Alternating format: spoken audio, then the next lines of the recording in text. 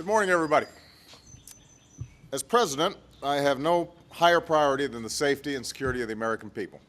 And in an interconnected world where dangers can emerge suddenly, we have to protect ourselves against the full range of threats, from a terrorist network bent on striking our homeland, to nations and violent extremists seeking weapons of mass destruction, to transnational threats such as cyber criminals and narco-traffickers.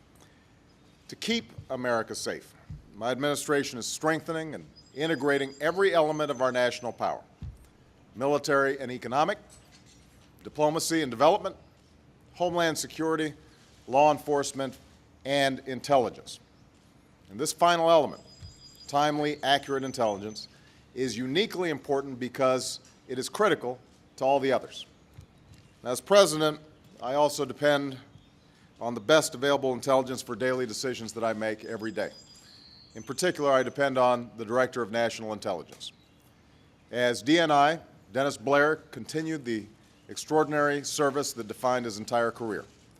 During his tenure, our intelligence community became more integrated and agile, and I will always be grateful to Denny for his sense of purpose and his sense of service. Today, I am proud to announce my choice for the next Director of National Intelligence, James Clapper.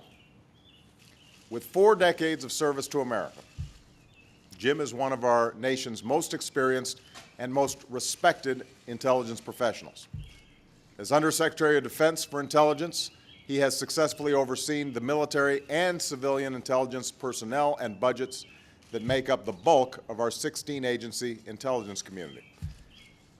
He's improved information sharing, increased intelligence support to our troops in Afghanistan and Iraq, upheld civil liberties, and he played a key role in our effort to update and reorient our intelligence community to meet the threats of our time.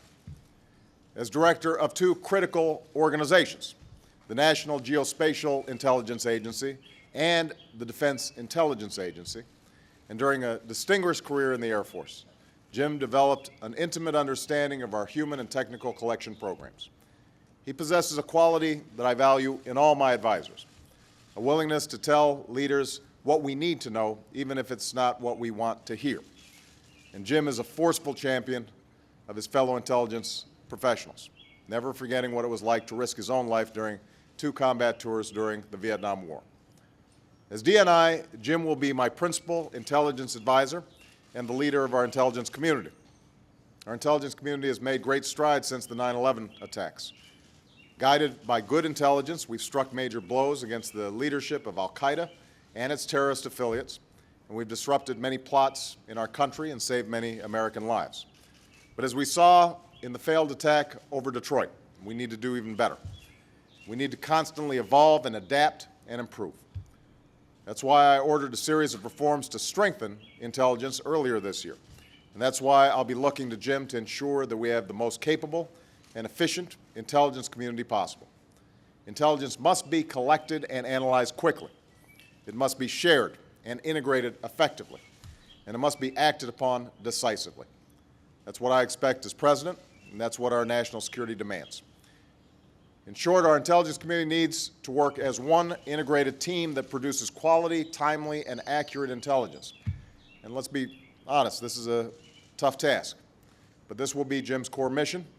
He is eminently qualified, and he has my complete confidence and support.